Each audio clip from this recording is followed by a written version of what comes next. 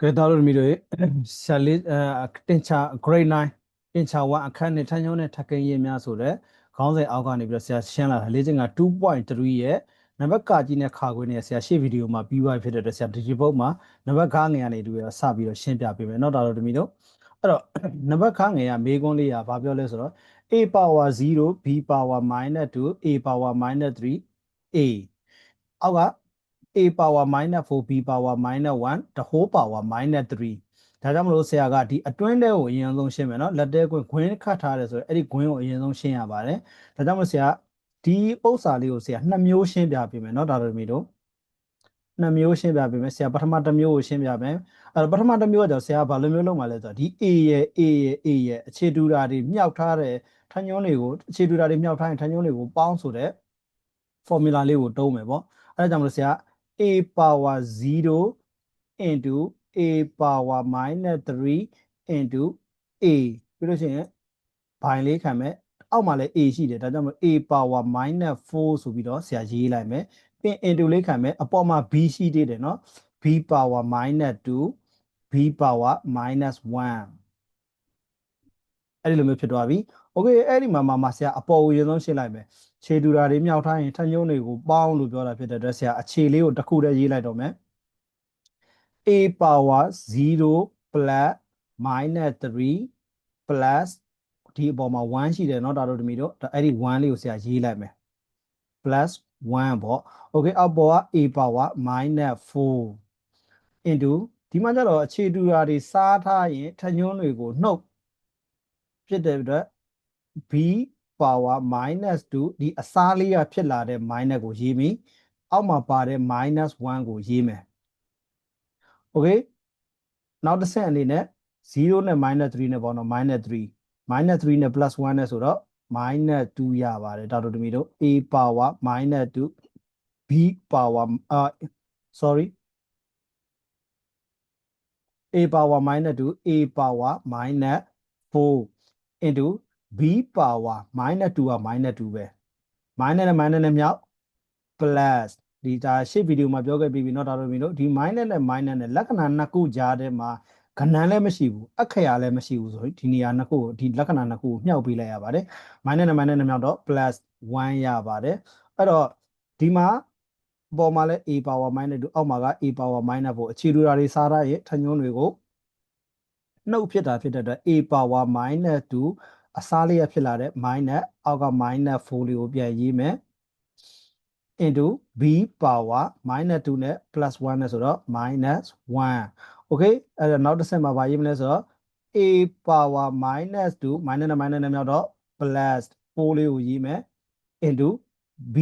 power -1 ဒီထက်ညွှန်းလေးမှာ minus ပါနေတာဖြစ်တဲ့ဆရာတို့ဘာလုပ်ပြရမလဲ1 by ခံပေးလိုက်ရမယ်1 by ခံလိုက်ပြီးတော့1 by b power b power +1 ပေါ့เนาะဒါပေမဲ့ဆရာတို့1ဆိုတော့ရေးကြမလို့တော့ဘူးပေါ့โอเคအဲ့တော့ဆရာတို့နောက်တစ်ဆင့်မှာဘာဖြစ်မလဲဆိုတော့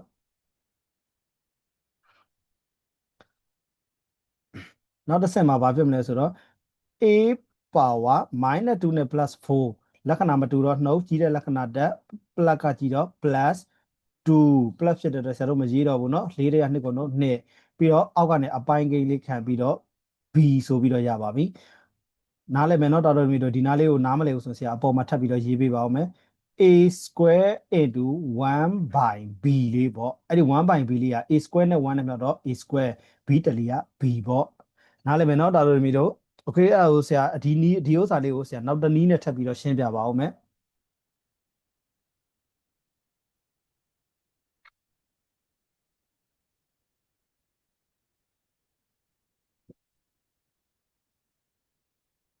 โอเคဒီနည်းကကြတော့နည်းနည်းလေးတိုမယ်ပေါ့เนาะဒါလိုမျိုးတို့เนาะအဲ့တော့ဆရာညီမချင်းလေးထိုးမယ် a power 0အပေါ်မှာရှိတဲ့ကောင်တွေကိုရင်ဆုံးရေးမယ်เนาะ a power 0အခြေတူတာတွေမြောက်ထားရင်ထညုံးတွေကိုပေါင်း a power 0 plus -3 plus 1 okay ဒီအောက်က a power -4 ကအပေါ်ကိုတက်ရင် +4 ဖြစ်ပါတယ်ဒါလိုမျိုးတို့ minus ကအပေါ်ကိုတက်ရင် plus minus ကအောက်ကိုဆင်းရင် plus ဒီ plus ကအပေါ်တက်ရင် minus ကအောက်ကိုဆင်းရင် plus okay ပြောင်းပြန်လေးလှမ်းလိုက်ပေါ့เนาะဒါတို့သမီးတို့เนาะ okay အဲ့ဒါဆိုလို့ရှိရင် A မှာကတစ်လုံးနှလုံးသုံးလုံးလေးလုံးရှိတာတစ်လုံးနှလုံးသုံးလုံးလေးလုံးပြည့်သွားပြီပြီးလို့ရှိရင် into လေးခံမယ် B ကိုလည်းအပေါ်ပဲတင်လိုက်မယ် B power minus B power minus လို့ဆိုတော့ဒီကောင်လိုချင်တာကအပေါင်းတက်ညွှန်းဖြစ်တာဖြစ်တဲ့အတွက်ဒီ minus ဖြစ်နေတာလေးကိုအောက်ကိုဆင်းလိုက်မယ်ဒါဆိုလို့ရှိရင်အပေါင်းဖြစ်သွားမယ်အဲ့တော့1 by B power minus 1ဒီဟာ original ရှိတဲ့ငကိုမူလမှာရှိနေတဲ့ B power minus 1ဒီ B power minus 2လေးကအပေါ်အောက်ကိုတွားလိုက်တာဖြစ်တဲ့အတွက် plus လေးဖြစ်တော့မယ် plus 2ဆိုပြီးတော့ဖြစ်တော့မယ် okay အဲ့ဒီမှာ0နဲ့ minus 3လဲဆိုတော့ minus 3 minus 3နဲ့ plus 1နဲ့ဆိုတော့ minus 2 minus 2နဲ့ plus 4နဲ့ဆိုတော့ a power a square into b 1 by b minus နဲ့ plus နဲ့ဆိုတော့လက္ခဏာမတူတော့နှုတ်တော့ကြီးတဲ့လက္ခဏာတက်နှစ်ထက်ရတစ်ကိုနှုတ်တစ်ဆိုတော့1 by b ရပါတယ်အဲ့ဒီမှာ a square တလီ a square အောက်က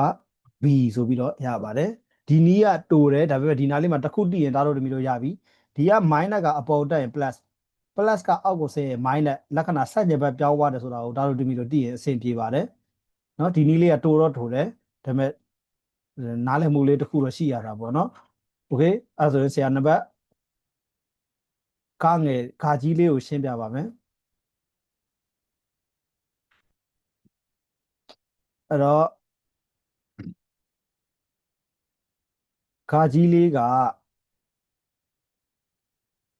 a power minus 3 by 2 a power minus 2 by 5 the whole power minus 5ဒါဆိုလို့ရှိရင်ဆရာတို့ကခြေတူတာတွေစားထားရင်ထညွန်းတွေကိုနှုတ်ဆိုတဲ့ formula လေးနဲ့ရှင်းပေးမယ်အဲ့တော့ညီမချင်းလေးထိုးလိုက်မယ် a power minus 3 by 2အစားလေးရဖြစ်လာတဲ့ minus original ပါလာတဲ့ minus ပါလာဖြစ်တဲ့ဆရာတို့ခွန်းလက်တဲခွန်းလေးခတ်ပေးလိုက်မယ်နော်2 by 5ပြီးတော့မှဆရာတို့4000ခွင်းလေးခံမယ် the whole power minus 5ဆိုတာလေးကိုရေးထားမယ်ပေါ့ okay ဒါဆိုလို့ရှိရင်သားတို့မိတို့တီးပြီးသားလက္ခဏာနှစ်ခုကြားထဲမှာကဏ္ဍလည်းမရှိဘူးအခရာလည်းမရှိဘူးဒါဆိုလို့ရှိရင်ဆရာတို့ဘာလုပ်ရမလဲ minus 3 by 2အဲ့ဒီနှစ်ခုကိုမြှောက်ပေးရမယ်เนาะဒါတို့မိတို့ minus နဲ့မြှောက်တော့ plus 2 by 5လက်တဲ့4000ခွင်းလေးခတ်မယ် minus 5ဒီနားလေးမှာဆရာနည်းနည်းရှင်းမျောလေးရှင်းလိုက်ပါဦးမယ်เนาะဒါတို့မိတို့တိတင်တယ်ဆိုokay 2နဲ့5နဲ့2နဲ့5နဲ့အပိုင်းကိနှစ်ခုကိုပေါင်းရင်ပဲဖြစ်ဖြစ်နှုတ်ရင်ပဲဖြစ်ဖြစ်ပိုင်းချီတူမှပေါင်းလို့နှုတ်လို့ရပါတယ်ပိုင်းချီမတူဘဲနဲ့ပေါင်းလို့နှုတ်လို့မရပါဘူးဒါကြောင့်မို့ဒီလိုနှစ်ခုပိုင်းချီတူဖို့အတွက်ကိုဆရာတို့ဘာသာငါရှာနည်းနဲ့ရှာရပါတယ်အဲ့ဒီလိုမျိုးဘာသာငါရှာနည်းနဲ့မရှာတတ်ဘူးဆိုလို့ရှိရင်ဆရာတို့ကနှစ်ကို9နဲ့မြောက်9ကို2နဲ့မြောက်အဲ့ဒီလိုမျိုးကြီးလုပ်နေကြမှာပါเนาะအမှန်မှန်ဘူးလားဆိုတော့မှန်တယ်ပေါ့เนาะတချို့ခဏအရင်ကြီးတဲ့နေရာတွေဆိုလို့ရှိရင်မှားသွားနိုင်တာပေါ့ဥပမာပိုင်းG မှာ6နောက်တစ်ခုမှာ18ရှိနေတယ်ပေါ့ဘယ်လောက်ပြမလဲဆို1.6နဲ့3 3 by 5လို့ပဲထားလိုက်ပါတော့เนาะ5 by 8ပေါ့ဒါဆိုလို့ချင်းတာတို့တမီတော့ဘာသာငါမရှာတတ်ဖဲနဲ့ဘာသာငါမရှာတတ်ဘူးဆိုရင်တာတို့တမီတော့ဘာလုပ်မလဲဆိုလို့ချင်းတာတို့တမီတော့6နဲ့18နဲ့ကိုမြှောက်တယ်18နဲ့6နဲ့ကိုမြှောက်တယ်အဲ့ဒါဆိုလို့ချင်းခဏကြီးရတာတို့တမီတော့အရန်ကြီးကိုကြီးသွားမှာပေါ့เนาะခဏကြီးကအရန်ကိုကြီးသွားတယ်ဆိုလို့ရှိရင်တောက်တမီတို့တွက်ရတဲ့အခါကျလို့ရှိရင်အရန်လက်ဝင်တာပေါ့ဒုက္ခရောက်တာပေါ့အဲ့ဒီလိုမျိုးမဟုတ်ပဲတောက်တမီတို့ဘာသာငါရှာတတ်တယ်ဆိုရင်6ကိုဘာသာငါခွဲမယ်2အမြောက်3 18ကိုခွဲမယ်2အမြောက်9 2 into 3 into 3ဒီနှစ်ကခွဲလို့မရတာဖြစ်တဲ့အတွက်ပြန်ရေး9ကိုကြတော့ခွဲလို့ရတယ်3 3လီ9အဲ့ဒီမှာဘာသာငါဖြစ်တာဖြစ်တဲ့အတွက်တူမတူအကုန်ယူတူရင်ကြီးတာယူဖြစ်တဲ့အတွက်6နဲ့18ရဲ့ဘာသာငါဟာ2ရဲ့3ရဲ့ဆိုပြီးတော့နှလုံးဒီမှာလည်း2ပါတယ်ဒီမှာလည်း3ပါတယ်အဲ့ဒီမှာတူမတူအကုန်ယူတူရင်ကြီးတာယူဖြစ်တဲ့အတွက်နှစ်ကိုစဉ်းစားတဲ့အခါမှာနှစ်က2ကလည်းတစ်ထပ်2ကလည်းတစ်ထပ်ဖြစ်တဲ့အတွက်ဆရာတို့တစ်ထပ်ပဲ3ကကျတော့ဒီမှာတစ်ထပ်ပဲရှိတယ်ဒီမှာ3ကနှလုံးဆိုတာ2ထပ်ပေါ့အဲ့ဒါကြောင့်မလို့ဆရာ3နှလုံးယူလိုက်မယ်အဲ့တော့2ရဲ့3နှလုံးက9ရဲ့ဆိုတော့2 9လီက18ဒါဆိုတို့နှစ်ခုကို18မှာညီးနိုင်တယ်ဒီကောင်18ဖြစ်ပြီးသားဆိုရင်ဒီ6ကိုဘာနဲ့မြှောက်လိုက်ရုံပဲ3နဲ့မြှောက်လိုက်ရုံပဲနော်ဒါတို့ပြီတော့နော်အဲ့တော့6 3လီ18ဆိုတော့ဒါတို့ပြီတော့ခဏန်းလေးကငယ်တာပေါ့ဒါဘာသာငါရှာတယ်ဆိုတာဘာဖြစ်လို့ရှာတာလဲဆိုတာပေါ့နော်ဘာသာငါရှာနီးဘာဖြစ်လို့တိတင်တာလဲဆိုတော့အချက်ကလေးကိုဆရာရှင်းပြပေးတာပါเนาะဒါကြောင့်မို့ဒါတို့မျိုးဘာသာငါရှာတတ်အောင်လုပ်ပါဘာသာငါရှာတတ်တဲ့ဆိုလို့ရှိရင် တင်ချတွက်တဲ့ခါကျတော့ပိုင်းခြေညှိတဲ့ခါကျတော့ခဏန်းလေးတွေငယ်ငယ်လေးတွေနဲ့တွက်လို့ရတာပေါ့နော်โอเคဒါဆိုလို့ချင်းဆရာဒီမှာကျတော့2နဲ့5နဲ့ဒီကောင်ကလည်းတုတ်တာဂိမ်းဒီကောင်ကလည်းတုတ်တာဂိမ်းနှလုံးဖြစ်တာဖြစ်တဲ့အတွက်ဆရာတို့ထပ်ပြီးတော့ခွဲလို့မရတော့ဘူး2နဲ့5နဲ့ပဲအပြန်အလှန်ပဲမြောက်လို့ရမယ်ဒါကြောင့်မလို့ဆရာတို့ a power minus 3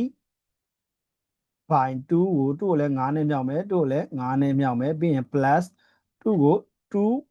by 5 2ကိုလည်း2နဲ့မြောက်မယ်2ကိုလည်း2နဲ့မြောက်မယ်ပြီးရင်4တောင် minus 5 4တောင်ခွင်းလေးပေါ့နော်အဲ့တော့ a power minus ဒီကောင်လေးကဘယ်လောက်ဖြစ်နေလဲဆိုတော့15 by 10 plus 4 by 10ပိုင်းခြေညီသွားပြီပိုင်းခြေညီသွားတော့တို့မီတို့ပေါင်းလို့နှုတ်လို့ရပါပြီ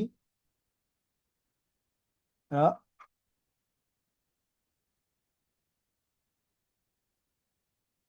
ဘယ်လိုမျိုးဖြစ်သွားမလဲဆိုတော့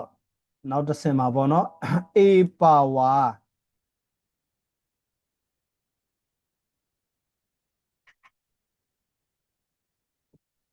ဘယ်လိုမျိုးဖြစ်သွားမလဲဆိုတော့ a power ပိုင်းခြေတူသွားတာဖြစ်တဲ့အတွက်ဆရာပိုင်းခြေကိုတစ်ခုတည်းရေးလိုက်တော့မယ်အရှိက minus 15